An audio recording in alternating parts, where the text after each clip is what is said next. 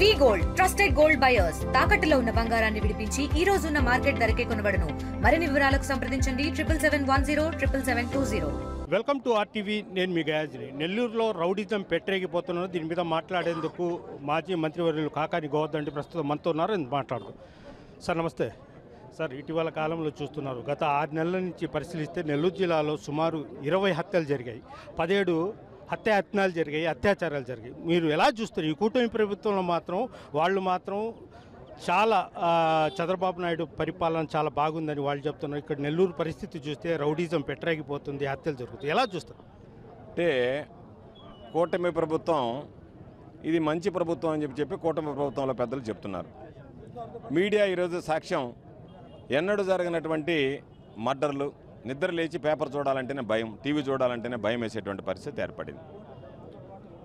కాబట్టి కూటమి ప్రభుత్వం కేవలం ప్రతిపక్షాల మీద కక్ష సాధింపులకు పాల్పడడం తప్ప శాంతి భద్రతల గురించి కానీ ప్రజలకు సంబంధించినటువంటి మాన ప్రాణాలను రక్షించాలనేటువంటి ఆలోచన లేదు.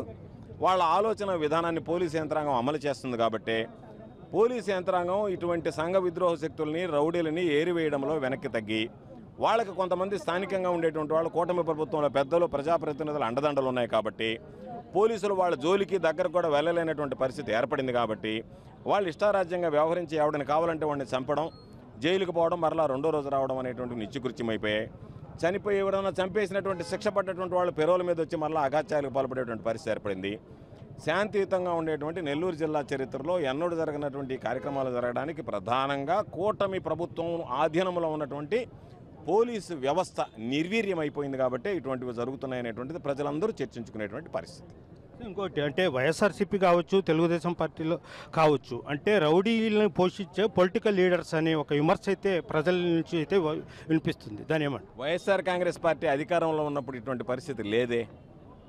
వైఎస్ఆర్ కాంగ్రెస్ పార్టీలో ప్రజాప్రతినిధులు అనేటువంటి వాళ్ళు న్యాయబద్ధంగా, చట్టబద్ధంగా వ్యవహరించారు కాబట్టి మర్డర్ జరగలేదు. ఈరోజు చూస్తే శాసనసభ్యుల మీదనే మధ్య ప్రయత్నాలు జరుగుతున్నాయని చెప్పి మాట్లాడుకుంటున్నారు. ఒకరోజు ఆ ఎమ్మెల్యే మీద, ఒకరోజు ఈ ఎమ్మెల్యే మీద. చెర చూస్తే అవన్నీ ఫేక్ కేసెస్ తప్ప ఎక్కడా కూడా వాళ్ళ మీద జరగటం లేదు. ఈరోజు కావలి ఎమ్మెల్యే మీద జరిగింది అని చెప్తే అది చూస్తే అందరూ అర్థమైపోయింది. నిన్న రూరల్ ఎమ్మెల్యే మీద, మొన్న కోవూరు ఎమ్మెల్యే మీద, ఈ విధంగా రకరకాలైనటువంటివి వస్తున్నాయి. కాబట్టి ఎవరి మీదైనా హత్యా ప్రయత్నం కానీ చేయడాన్ని మేము ఖండిస్తాం. కానీ దాని పేరిట కొంతమంది ఏ విధంగా లబ్ధి పొందాలనేటువంటి ఆలోచన చేసేటువంటి విధానం ఏదైతే ఉందో ఆ విధానానికి వ్యతిరేకం. ఖచ్చితంగా ఎస్పీ గారిని కోరేది ఇప్పుడే విజయన్న ప్రెస్ మీట్లో కూడా చెప్పడం జరిగింది. జరిగినటువంటి వాటి వెనక ఎవరున్నారు అనేటువంటిది ఈ జిల్లా పోలీస్ యంత్రాంగానికి 10 నిమిషాల పని. ఎందుకు వాళ్ళు బయట పెట్టడం లేదు అంటేనే కూటమి ప్రభుత్వంలో ఉండేటువంటి పెద్దల ఇన్వాల్వ్మెంట్ ఉంది. కాబట్టే నోరు తెరిస్తే వాళ్ళ బండారం బయటపడుతుంది. కాబట్టి దాన్ని చెప్పడానికి సంకోచించి అన్నీ దాచిపెట్టి ఎక్కడన్నా లేనిపోయినటువంటి కేసులు ఏదన్నా ఉంటే వైఎస్ఆర్ కాంగ్రెస్ పార్టీ వాళ్ళ మీద బనాయించి కక్ష సాధింపులు పాల్పడడం తప్ప నీతిగా, నిజాయితీగా, శాంతియుతంగా, శాంతి భద్రతలకు విఘాతం కలగకుండా పరిపాలించాలనేటువంటి ఆలోచన కానీ ఆ పరిస్థితి కానీ ఈరోజు లేదు. ఇంకోటి అంటే ఈ 1.5 సంవత్సరాలు చూస్తే వైఎస్ఆర్సీపీ మీద 307 అదేవిధంగా ఎస్సీ అట్రాసిటీ కేసులు ఎక్కువైనాయి.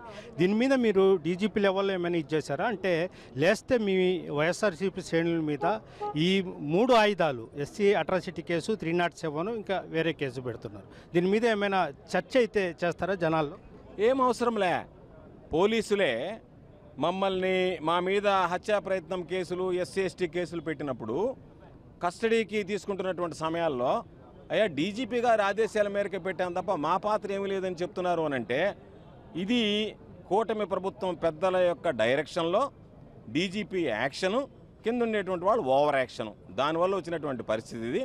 కాబట్టి కూటమి ప్రభుత్వం, డీజీపీ పరిపాలన, పోలీసుల ఓవర్ యాక్షన్, వీటికి రియాక్షన్ ఎట్టుంటుంది అనేటువంటిది ప్రజలకు అవకాశం వచ్చినప్పుడు ప్రజలు దానిని కూటమి ప్రభుత్వానికి రుచి చూపిస్తారు. చివరిగా అంటే కోటమిరెడ్డి మీద హత్యాయత్నాన్ని మీరు ఎలా చూస్తారు? నేను ఆయన మీద హత్యా ప్రయత్నం జరిగితే, శ్రీధర్ రెడ్డి మీద ఆయన మీద జరిగినటువంటి హత్యా ప్రయత్నం నిజంగా జరుగుంటే మాకేమో ఆయన్ని హత్య చేయించాలా, హత్యా ప్రయత్నం జరగాల, అవి మేము కోరుకోవడంలే. కానీ ఎందుకు మేము దాని గురించి మాట్లాడుతున్నామంటే సంబంధం లేనటువంటి వ్యక్తుల గురించి మాట్లాడుతున్నారంటేనే ఆ హత్యా ప్రయత్నం మీద మాకు అనుమానాలు కలుగుతున్నాయి. సంబంధం లేనటువంటిది, మీ దగ్గర పోలీసు ఉంది, మీ చేతిలో పోలీసు ఉంది, మీరు విచారణ చేస్తే 1 గంటలో వాస్తవాలు బయటపడతాయి. 3 రోజుల నుంచి, 4 రోజుల నుంచి, 5 రోజుల నుంచి వాళ్ళు విచారిస్తున్నారు. కేవలం ఏదన్నా అక్రమ కేసులు బనాయించడానికి ఏమన్నా ప్రయత్నం జరుగుతుందా అనేటువంటి అనుమానం ఉంది తప్ప మీకు మీ చేతిలో ఉన్నటువంటి వ్యవస్థ ఈరోజు ఒక్క నిమిషంలో వాళ్ళని తీసుకువెళితే వాళ్ళ విషయాలు చెప్పేటువంటి పరిస్థితుల్లో దాన్ని చెప్పడం లేదంటే దానిని వైఎస్ఆర్ కాంగ్రెస్ పార్టీ మీద కొన్ని ఛానళ్ళు కొంతమంది మాట్లాడడం, దానికి మద్దతుగా ఎమ్మెల్యే గారు మాట్లాడడం అనేటువంటిది సరైనటువంటిది కాదు. కాబట్టి మాకు అనుమానాలు కలుగుతున్నాయి, అక్కడ కలుగుతున్నాయి తప్ప ఆయన హత్యా ప్రయత్నానికి సంబంధించినటువంటి ఒకవేళ నిజంగా అటువంటి హత్యా ప్రయత్నాలు ఎవరి మీద జరిగినా ఏ పార్టీ మీద జరిగినా ఖండిస్తాం తప్ప వాటికి మద్దతు పలకం. Okay, thank you sir. ఇది పరిస్థితి. కూటమి ప్రభుత్వంలో వైఎస్ఆర్సీపీ శ్రేణుల మీద తప్పుడు కేసులు బనాయిస్తున్నారు, ఇది ఒక పథకం ప్రకారం చేస్తున్నారంటూ కూడా కాకాని గోవర్ధన్ రెడ్డి అయితే చెప్తున్నారు. వీడియో జర్నలిస్ట్ ప్రదీప్తో గయాజ్, RTV నెల్లూరు నుంచి. తెలుగులో న్యూస్ కి ఫాస్టెస్ట్ యాప్ ఇప్పుడు టోటల్లీ న్యూ అవతార్లో జస్ట్ 5 seconds లో కంప్లీట్ న్యూస్. సోషల్ మీడియాలో ట్రెండ్స్ కి one stop solution. Live TV app voice search option తో ఇప్పుడే డౌన్లోడ్ చేయండి లేదా అప్డేట్ అయిపోండి. యాప్ లింక్ డిస్క్రిప్షన్ లో ఉంది.